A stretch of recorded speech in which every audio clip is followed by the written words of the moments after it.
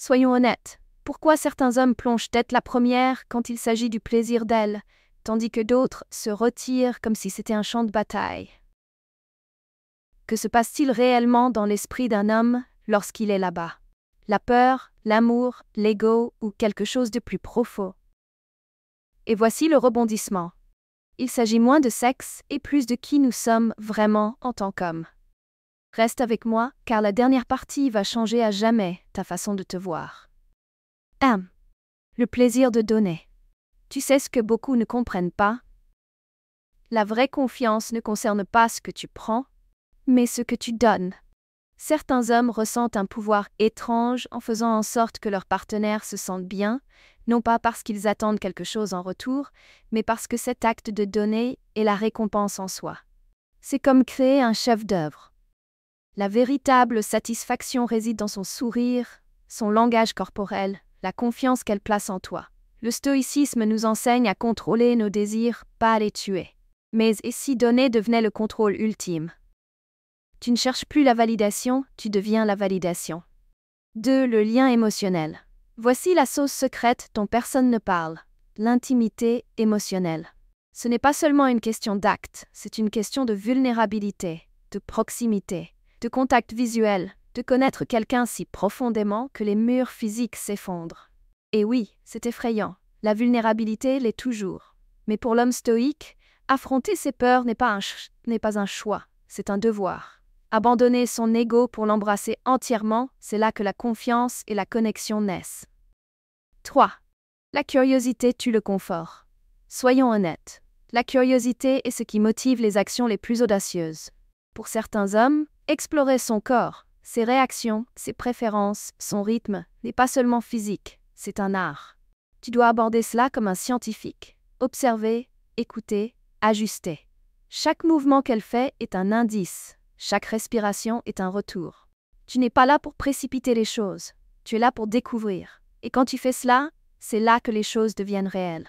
4. Le jeu de pouvoir. C'est là que ça devient épicé. Le sexe oral est un jeu de pouvoir. Pour certains, c'est une question de soumission. Céder le contrôle à elle, lui dire « ce moment est à toi ». Et cela demande du courage. Pour d'autres, c'est une question de maîtrise. Savoir que tu as le pouvoir de la conduire au sommet et de la ramener, comme si tu dirigeais une symphonie. Dans tous les cas, c'est une danse entre force et vulnérabilité. Et quand cela est fait avec respect, c'est de la pure magie. Se libérer des insécurités. Celle-ci est lourde. La plupart des hommes apportent des bagages dans la chambre à coucher. Est-ce que je fais bien? Est-ce qu'elle aime? Est-ce que c'est suffisant?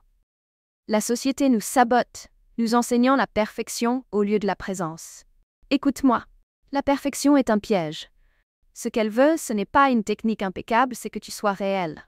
Que tu sois là. Le stoïcisme nous rappelle. Ne te concentre pas sur ce que tu ne peux pas contrôler. Concentre-toi sur ce que tu peux.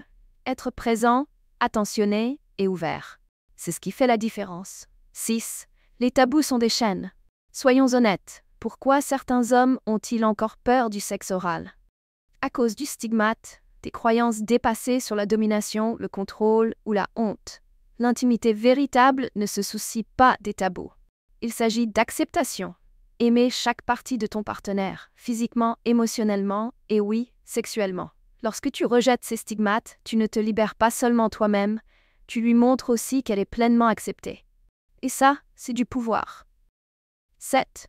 La communication est la clé. Voici l'astuce négligée. La communication. Si tu ne peux pas parler ouvertement de ce qu'elle aime, de ce dont elle a besoin et de ce qu'elle ressent, tu as déjà perdu. Pose des questions. Observe son langage corporel. Expérimentez ensemble. L'intimité n'est pas une liste de cases à cocher, c'est une exploration. Quand tu es ouvert et honnête, la pression s'évapore. Et ce qui reste? De la magie. 8. Le plaisir du don sans attendre en retour. Pour les vrais, donner sans attendre quelque chose en retour. Les stoïciens appelaient cela la vertu. Aujourd'hui, on l'appelle l'amour. Quand tu te consacres totalement à elle, lorsque sa joie devient ta mission, ce n'est pas seulement elle qui gagne. Cette connexion te renforce aussi. Les relations prospèrent lorsqu'elles sont bâties sur l'attention et la confiance, pas sur l'ego ou les jeux. Pensée finale, sois l'homme qui ose. À la fin de la journée, Les relations ne sont pas construites sur de grands gestes, mais sur de petites actions constantes de soin, de curiosité et de vulnérabilité. Sois l'homme qui ose sortir de sa zone de confort. Sois l'homme qui privilégie la connexion à l'ego, qui choisit l'intimité à la peur. Si tu es prêt à aller plus loin, non seulement dans tes relations, mais aussi dans la compréhension de toi-même, appuie sur le bouton d'abonnement et laisse un commentaire. Commençons une conversation qui défie les normes dépassées et célèbre la vraie connexion. Et n'oublie pas, les vrais hommes n'ont pas peur d'aimer avec audace.